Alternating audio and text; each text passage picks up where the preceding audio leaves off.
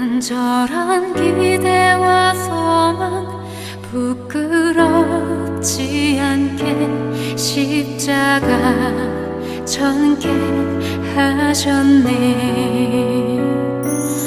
어디든지 가리라 주 위에 서라면 나는 전하리 그 십자가. 내 몸에 밴 십자가. 아이들 그 동화 중에서 그 잭과 콩나무라는 그런 동화가 있습니다. 여러분들 이 동화 이야기 다 아시죠? 잭과 콩나무. 그 이야기를 줄거리를 간략하게 말씀드리면, 이 잭이라는 소년이 어머니하고 같이 이렇게 살았어요. 이 수입은 뭐냐면 그들의 유일한 수입원은 이제 소 한 마리예요. 소 한 마리. 그들의 재산입니다. 소가 나이가 들었어요. 근데 더 이상 우유를 만들어낼 수 없었어요. 그래가지고 어머니께 시키는 대로 잭은 소를 팔기 위해서 길을 떠납니다. 근데 길을 가던 중에 누구를 만나냐면 한 노인을 만났어요. 그 노인이 자기가 마법의 콩을 가지고 있다 그러면서 이 콩하고 그 늙은 소를 바꾸자 그러는 거예요. 교환하자고 제안합니다. 근데 이 잭이 그 마법의 콩을 받아서 소를 그 노인에게 줍니다. 집으로 돌아왔죠. 그런데 잭의 손에는 소를 판 돈이 있는 게 아니라 콩밖에 없는 거예요. 손에 소를 팔아서 콩을 갖고 왔어. 얼마나 기가 막힌지 야단을 치고 질책하고 그 콩알을 창밖으로 집어던집니다. 그런데 하룻밤 사이에 그 콩이 하늘까지 자랍니다. 하늘까지 자라요. 그리고 잭은 그 콩나무를 타고 올라가서 하늘나라에 있는 거인의 집에 도착합니다. 그리고 이 거인이 가지고 있는 보물들을 가져오기 시작합니다. 황금, 또 뭐 황금알을 낳는 닭, 혼자 연주하는 하프, 이런 보물들을 가지고 와요. 그런데 그 도둑질도 한 번이야지 이 거인한테 들켰어요. 나중에 이제 거인이 그 잭을 잡으려고 쫓아옵니다. 그런데 엄마가 그 콩나무를, 잭이 내려온 콩나무를 도끼로 베어버려요. 그래서 그 거인이 떨어져 죽습니다. 그래서 그 콩나무 때문에, 마법의 콩나무 때문에 잭하고 어머니는 풍족하고 또 행복하게 그렇게 살았다고 하는 영국 동화입니다. 이게 동화인데, 근데 여러분들 이 이야기를 진짜 있었던 이야기다 이렇게 생각할 수 있겠어요? 진짜 있었던 이야기로 그렇게 믿어집니까?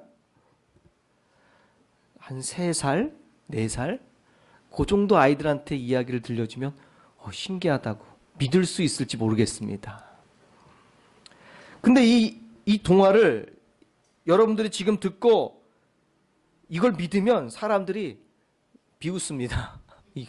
무슨 이게 진짜 있는 일이냐고. 가서 한번 오늘 목사님이 잭과 콩나무 얘기해 줬는데 이런 일이 있었대. 나가서 한번 가서 진짜 있었던 일이라고 한번 얘기해 보세요.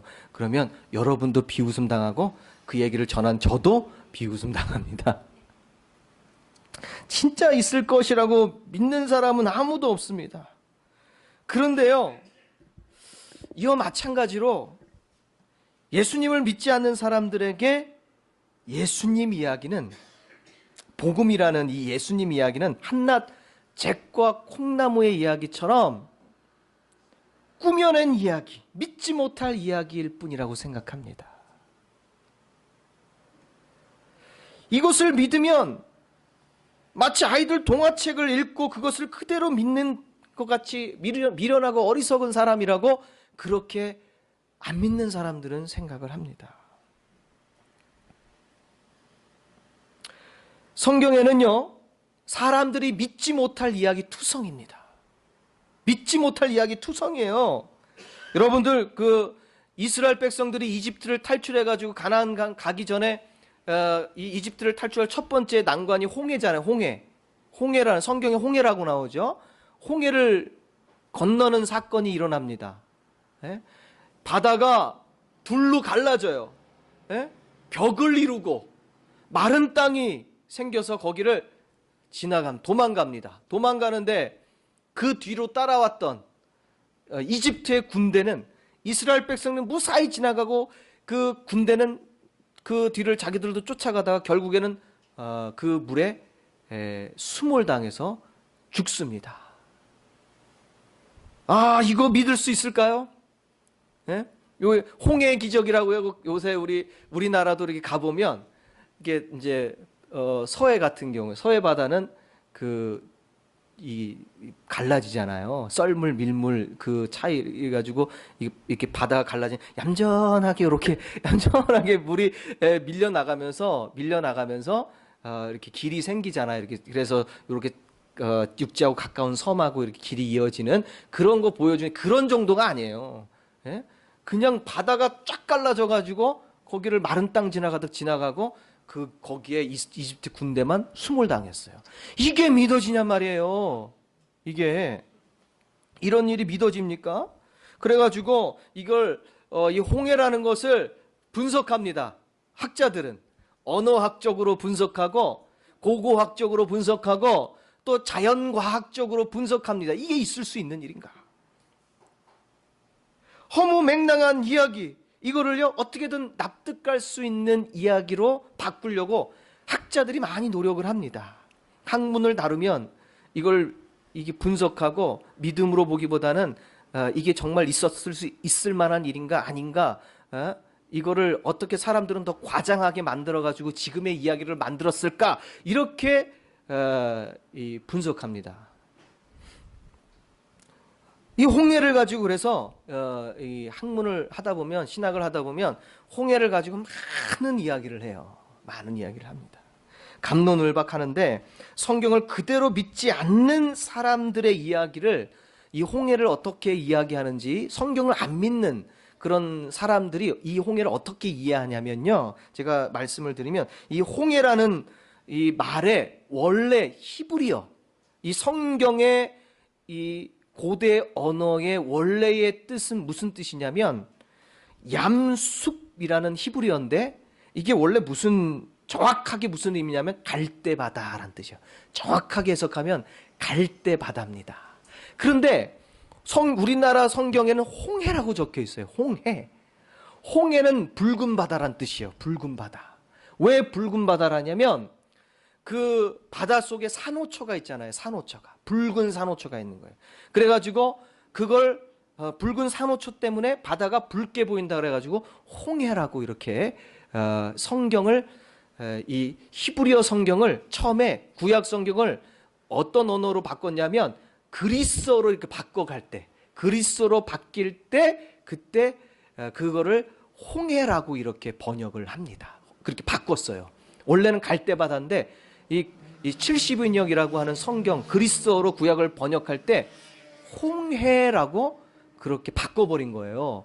그리스어로. 그래가지고 우리도 보는 성경도 왜 홍해라는 게 있냐면 그 그리스어, 70인역이라는 구약 성경, 그리스어로 번역된 성경을 따서 우리나라 성경을 번역했기 때문에 홍해라고 이렇게 우리나라 사람들도 보게 된 겁니다. 근데 이게 원래 뜻은 갈대바다란 뜻이래요. 갈대바다. 예? 그래서 이제 이 언어학적으로, 그 지질학적으로 연구하는 사람들이, 야, 이 홍해는 원래는 어떤 바다였냐면 갈대가 여러분들 크지 안 커요. 갈대는 안 커요. 그래서 갈대가 자랄 수 있는 그런 얕은 습지 정도였을 것이다. 원래는. 예. 그래서 갈대바다를 지나갈 수 있었다. 이렇게 분석을 하는 거예요. 학문적으로 그렇게 분석을 하는 겁니다. 누구나 건널 수 있는 길이었다. 그 홍해를 가른 성경의 이야기를 그대로 믿기가 너무 거북한 사람들은요, 이게 논리적으로 설명이 가능한 갈대바다가 오히려 믿기가 편해요. 예? 논리적으로 이해가 잘 가요. 예? 그러나 분명 성경은 이집트의 그 많은 군대가 그 바다에 몰살당했다 그랬어요. 몰살당했어요. 얕은 습지 정도라면 그 군대가 어떻게 그곳에 수몰당할 수 있겠습니까? 그리고 굳이 성경에 바다를 둘로 갈랐다는 말을 쓸 필요가 있겠어요? 다 그냥 지나갈 수 있는 길인데 둘로 갈릴 필요가 뭐가 있겠습니까?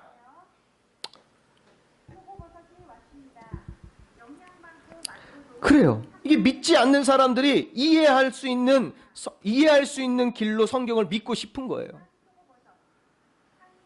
창문 좀 닫아주세요.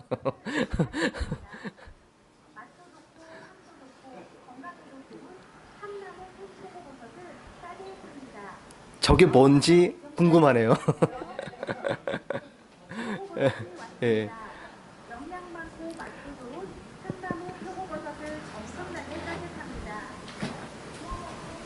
예, 좋습니다. 이제 안 들리네요. 그래서 성경은 히브리서 11장 29절에 보면 이 홍해에 대해서 이렇게 기록한 말씀이 있어요. 히브리서는 믿음에 관한 이야기가 많은데 히브리서 11장 29절에 이 사건에 대해서 이렇게 기록합니다. 믿음으로 그들은 홍해를 육지같이 건넜으나 애굽 사람들은 이것을 시험하다가 빠져 죽었다. 이렇게 믿음의 기록을 합니다. 자, 거기서 우리가 주목해야 될 것은 뭐냐면 믿음으로라는 단어예요. 믿음으로. 언어학적으로 분석한 결과만을 가지고 갈대바다, 얕은 습지라고 해석한다면 성경에 너무나도 많은 부분들이 전부 다 허구가 되는 거예요. 과장된 이야기가 되어버립니다. 그래서 중요한 것은 뭐냐면 믿음으로예요. 이 사건은요, 우리가 계산할 수 없는 고대의 사건이에요. 고대의 사건. 사실 우리가 그 여행 가잖아요. 이제 무슨 여행이라 그래요? 이렇게 이스라엘도 가보고 하는 그런 여행은 뭐라 그러죠? 예? 성지순례를 가면은 여기가 신의 산이었다, 여기가 홍해였다, 이렇게 얘기하는데 사실은요, 그걸 증명할 수가 없어요. 이거는 학문을 다루는 사람은 다 압니다. 사실은요, 홍해 위치, 신의 산의 위치, 이런 것들을 정확하게 판단하기가 어려워요. 관광 차원에서 그렇게 사람들이 그랬다 이렇게 하지만 사실은 그것을 알아내기에는 과학적으로 논리적으로 증명하기에는 자료가 턱없이 부족하고요. 오직 성경으로만 증명할 수 있고요. 그리고 이런 것들은 전부 다 가설들이 많아요. 가설. 이랬을 것이다, 저랬을 것이다. 추측하는 가설들 투성입니다. 학문을 하다 보면은. 예. 과학적으로 증명하기 어려워요. 홍해의 위치조차 찾기가 어렵습니다. 사실은. 하나님께서는 우리에게 성경을 논리적으로 증명해 보라고 말씀한 적이 한 번도 없어요. 증명해 봐라. 과학적으로 증명해 봐라. 하나님은 우리가 하나님의 말씀을 믿음의 눈으로 보기를 원하십니다. 믿음의 마음으로 보기를 원하십니다. 히브리서 11장 3절은 우리에게 이렇게 말합니다. 믿음으로 모든 세계가 하나님의 말씀으로 지어준 줄을 우리가 안다. 어떻게 안다고요?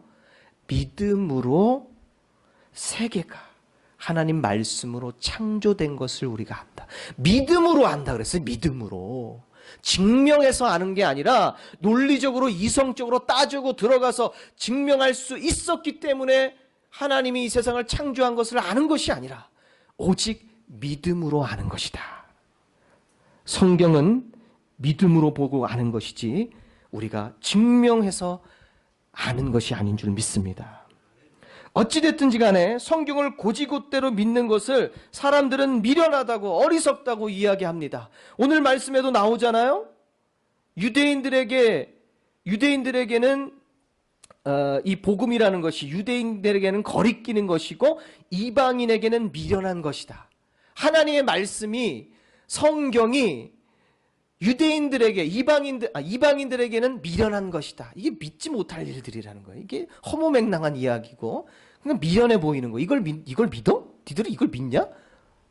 참 미련해 보이는 거예요. 안 믿는 사람들 눈에는. 예수님 이야기로 한번 넘어가 볼게요. 예수님 이야기 우리가 복음이라고 얘기하죠, 그죠? 근데 예수님이 누구에게서 태어납니까? 동정녀 마리아에게서 태어납니다. 동정녀가 뭐예요? 처녀입니다. 처녀. 남자를 한 번도 경험하지 못한 완전한 수처녀. 처녀의 몸에서 예수님이 태어나요. 이건 믿기가 어려운 거예요.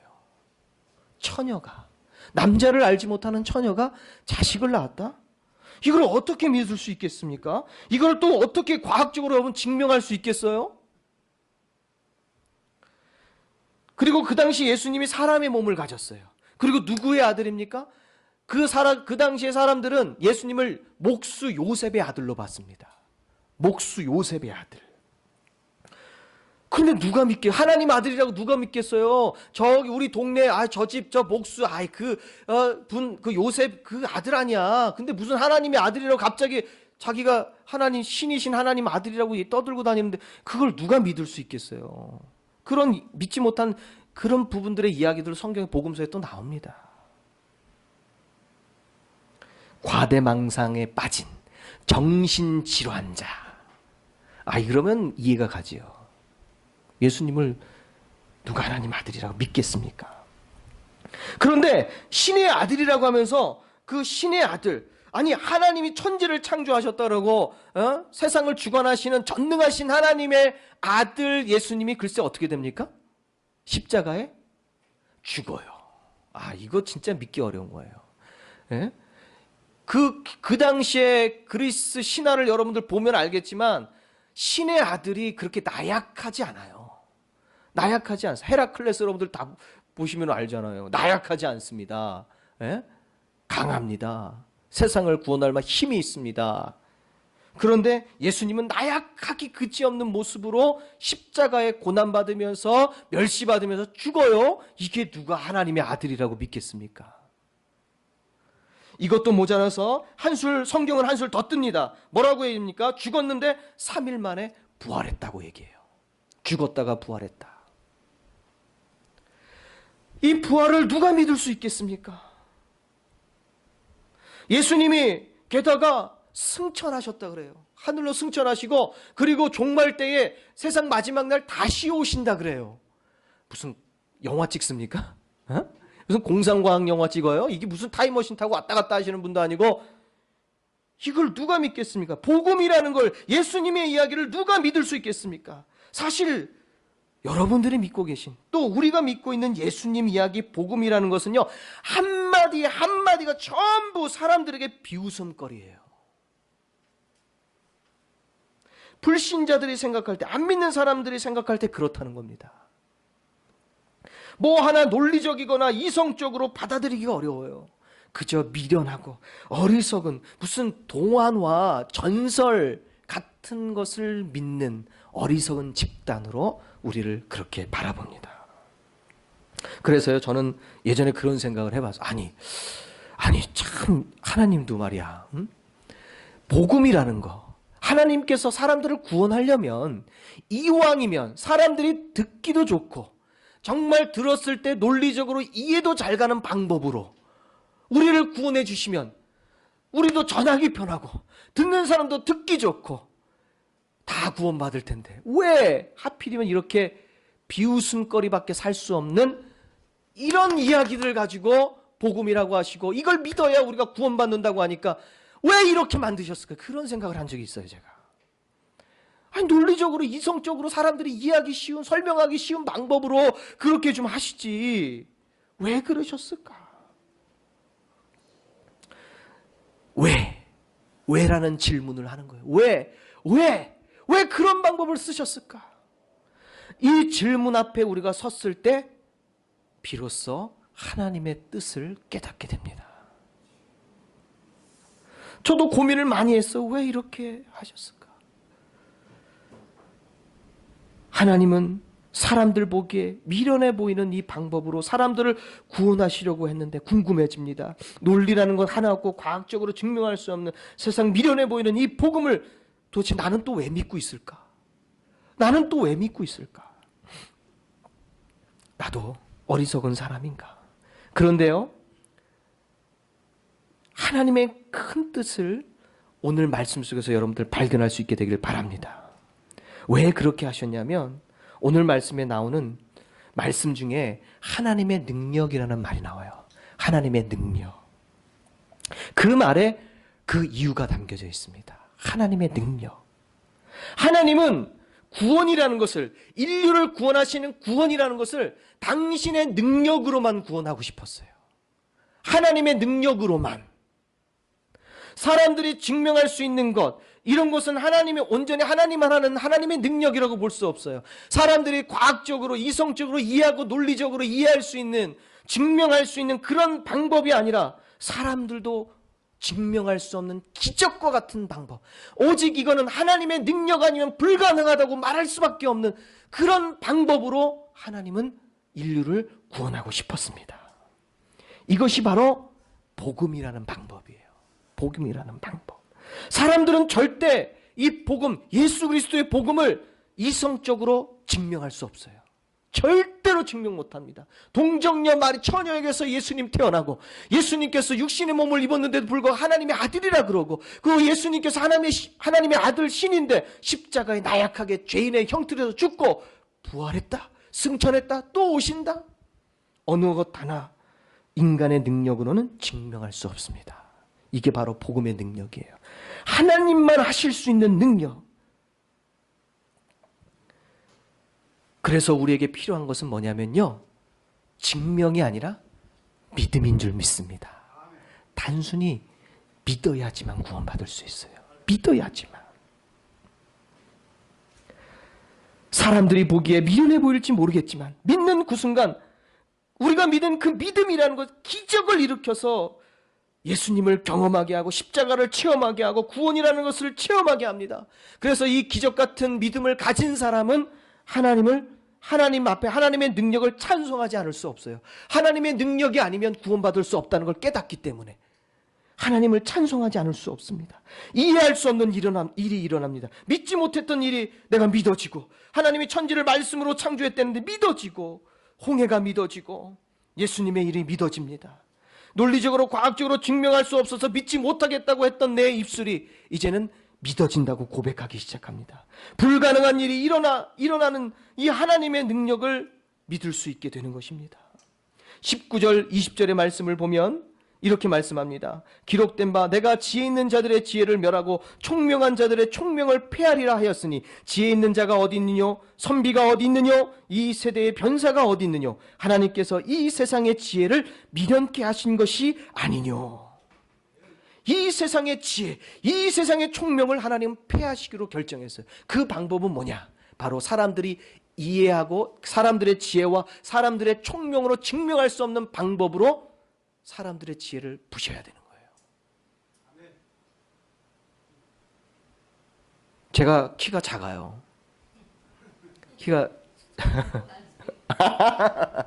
우리 성도님 보고 한 소리 아니, 제가 키가 작습니다. 제가 키가 작은데, 제가 만약에 여러분들 농구를 하다가 제가 덩크슛을 할 수 있다, 이렇게 얘기하면 여러분 웃죠, 그죠? 웃으셔요. 웃을 수밖에 없어. 내가 무슨 덩크슛을 합니까? 그게 얼마나 높은데.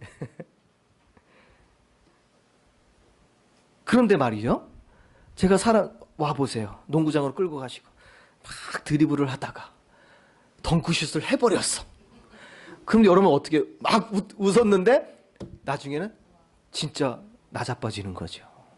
이런 거예요. 간단하게 예를 들자면 이런 겁니다. 불가능한데 했어. 그러면 비웃던 사람, 자기 지혜로 목사님 키가 아무리 봐도 165는 안 넘을 것 같은데, 그리고 운동도 안 운동 선수도 아니고 무슨 이 동양인은 또 볼 때에 이 뭐 신체적으로 농구를 하는 것 좀 약하고 그런데 덩크 슛을 하신다고 사람의 지혜로 분석을 해요. 박지훈 목사가 덩크 슛을 할 수 있을까 없을까 분석합니다. 그런데 분석 결과 NO, 안 돼, 불가능 라는 결과가 나옵니다.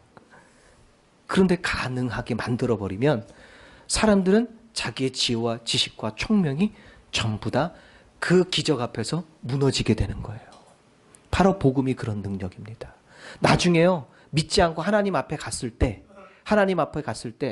미련해 보이는 이 복음을 믿고 간 사람들은 전부 하나님 나라 갑니다.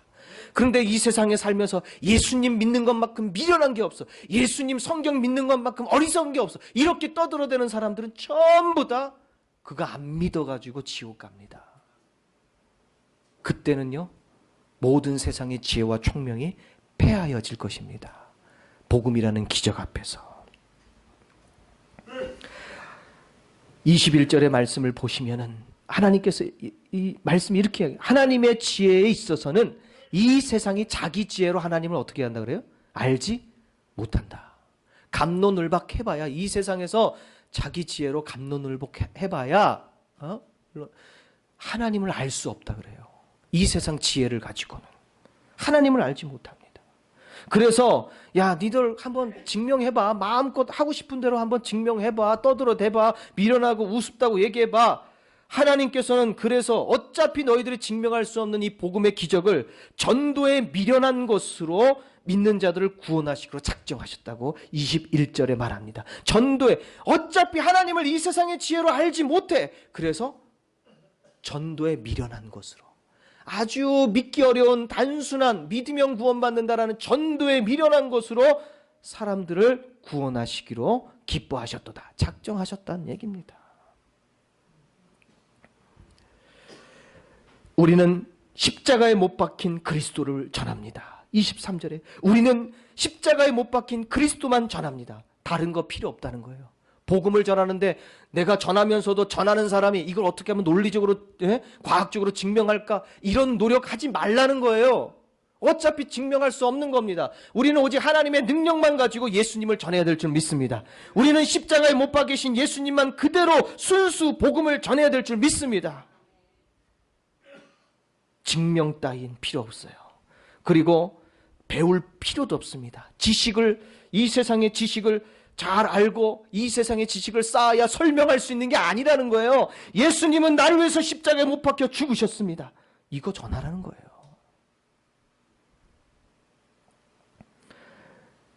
나는 못 배워서 잘 못하겠어요. 말이 둔해서 잘 못하겠어요. 예? 모세도 그런 얘기하다가 하나님께 혼났잖아요. 핑계입니다. 다 핑계예요. 나를 위해 십자가에 못 박힌 예수님은 누구나 다 전할 수 있는 복음인 줄 믿습니다. 오직 부르심을 입은 자들에게는 유대인이나 헬라인이나 그리스도는 하나님의 능력이와 하나님의 지혜니라. 오직 부르심을 입은 자들에게 하나님의 능력이라 그랬어요. 부르심을 입은, 안 믿는 사람은 아직 부르심을 못 받았어요. 그러니까 그들이 우리를 비웃어도 여러분은 낙심하지 마십시오. 여러분들 스스로 자책하지 마십시오. 오직 부르심을 입은 자들에게는 믿어지는 거예요. 하나님의 능력이 믿어지는 거예요. 하나님의 마지막 절, 25절 마지막 절 한번 보세요. 하나님의 미련한 것이 사람보다 지혜 있고 하나님의 약한 것이 사람보다 강하니라. 사람이 아무리 지혜롭고 강하다 하여도 어찌 하나님과 비교할 수 있겠습니까? 비교 못합니다. 하나님은 창조주시고 전능자이십니다. 지혜와 지식의 근원이신 줄 믿습니다. 세상은 논리와 과학과 이성으로 점점 더 그런 것에 빠져서 무기를 삼고 우리에게 나옵니다. 그들과 어떻게 싸우시겠어요? 똑같은 방법을 쓰시겠어요? 논리, 과학, 이성, 지식 이런 거 쓰시겠어요? 같은 방법으로 싸울 수 없어요. 그럴수록 우리는 증명할 수 없지만 하나님의 능력으로 구원받음을, 복음의 능력을 우리가 무기 삼고 맞서 싸워야 될 줄 믿습니다. 이런 믿음으로 충만하시기를 간절히 축원합니다. 기도하시겠습니다. 참으로 좋으신 하나님 아버지 감사합니다. 하나님께서 우리를 믿지 못할 사실을 믿게 하여 주시고 기적같이 구원하여 주시니 감사합니다. 살아도 주를 위해 죽어도 주를